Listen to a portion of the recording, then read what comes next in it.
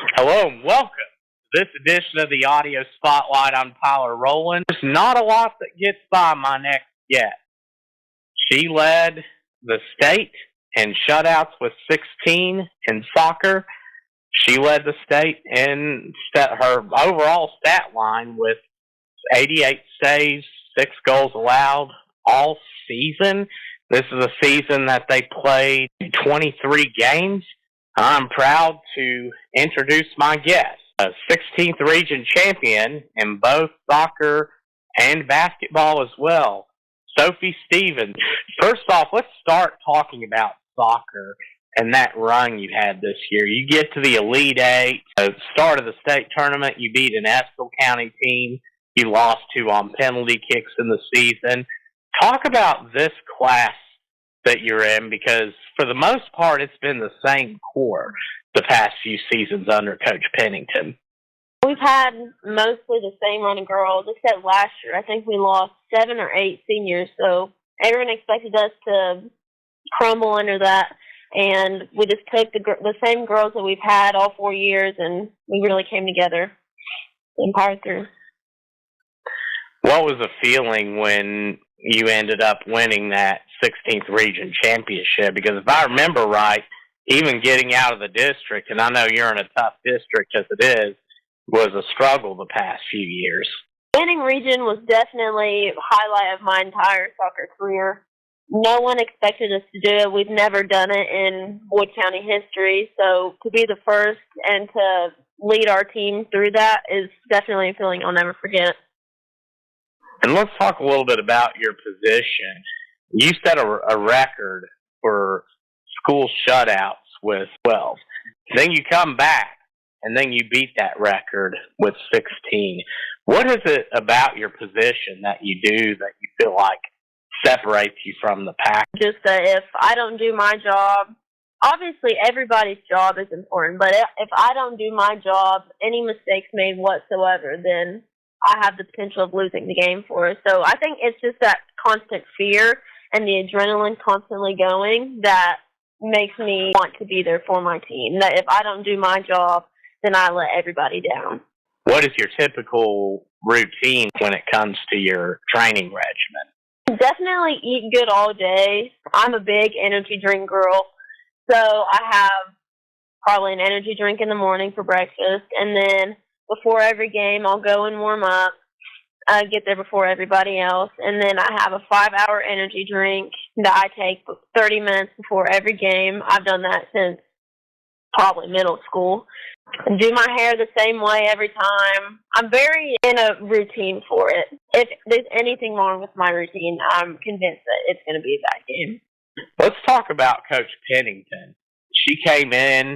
You had a young squad at the time. She came into a tough challenge. Talk about what it's been like working with her and just how she's been able to develop the players in the program.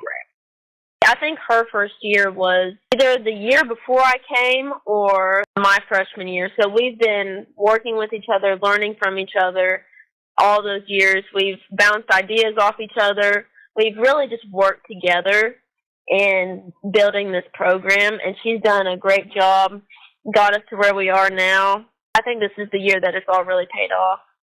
And another coach you've had the opportunity to train under, shifting gears, is Kim Groves, who will be coaching the Boyd County Lady Lions women's basketball program this year.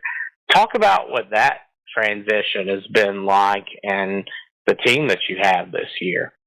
I'm super excited to have my coach, Kimberly Groves, for basketball. I've been looking forward to it. She also teaches at the high school, so we're constantly in her classroom, probably bugging her to death. But I love her. It's very different. Between her and Coach Pennington, they do things quite differently. Coach Kimberly Groves, she's strict when it comes to practice, and she wants no messing around whatsoever. When soccer's like the complete opposite. So that transition's a little bit difficult, but I love both coaching tactics, and where the sports are so different, I think that the strict is definitely needed for basketball, and I'm excited for the upcoming season. Talking a little bit about your memories at Boyd County, you're a senior this year.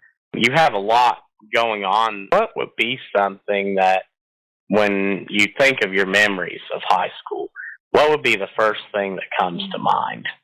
The memory that comes to mind is either winning region this year or winning region, I believe it was my freshman year for basketball, and we got to go to play in Rupp Arena. That was an experience I'll never forget. Winning region this year for soccer and it being first in school history, that's definitely an all-time high. Yeah, you don't see that happen too often, especially winning regions in sports is incredibly rare. Talking about the recruiting side for college, talk about that process a little bit and how it's been going for you. It's been going surprisingly really well. Yes, it is difficult, but it's been going smooth so far. I'm having to miss some school and basketball for it right now. And if I could go back in time, I would have done this way, way sooner in my career. But so far, it's been going smoothly. I've gotten a few offers from a few schools, visited with some, found a few that I really like, and it's definitely going to be tough choosing between all these colleges on which one I want to pursue. And on the academic end, what's something that comes to mind, a club you're involved with, or maybe a big accomplishment that you have? I am part of Distinguished Leaders. That's a group where I think we have 18 this year, where 18 in the senior class get chosen to represent what our senior class is, and like people that are involved, and just a bunch of like different faces, if that makes sense. Who are some of your role models in sports? My dad he was a big sports guy back in Boyd County. He graduated, I'm not even going to try and guess what year he graduated, but he was a big basketball player.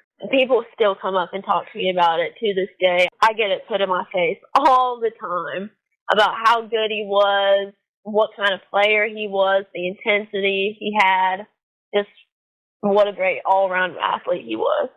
What's something that you like to do when you get a few moments in your spare time? What's a hobby you have or something that you enjoy doing? I've been asked this question a lot recently, and it just makes me realize how sport-oriented I am. If I'm not in a practice or something, I'm doing something else to do with the sport. A hobby that I picked up over the summer was pickleball, actually. It became super popular over the summer, and I fell in love with it. I bought 8 rackets right then and went every day during the summer. What is a cool fact about yourself that maybe not a lot of people know? It kind of touches base back to my before game routine. I always have to have my hair in 2 braids at the top into a slick ponytail, or I'm convinced myself I'm going to play bad if it's not like that. And last question for you, Sophie. Are there any shout-outs you'd like to give? Definitely to my defensive line, Lexi Boyd, Isabella Opel, Lacey Boyd, she graduated, love her to death, Faith Burnside, Aubrey Moore. I couldn't have done it without them. Awesome. Well, Sophie, thank you so much for coming on, and we'll wish you all the best. Whatever you end up doing, I think you'll end up making the right decision on. We want to say thank you all for tuning in and listening to this edition of the Audio Spotlight. Be sure to stay tuned for more, and be sure to stay tuned to MyTown TV to catch Sophie and the Lady Lions as they start their season. First home game will be on December 6th. They play Pikeville at 6 o'clock. Before that, they play East Carter on the road at 7:30 at Tuesday, December 3rd. Check local providers for that. But we want to say thank you. God bless you, and we will see you soon.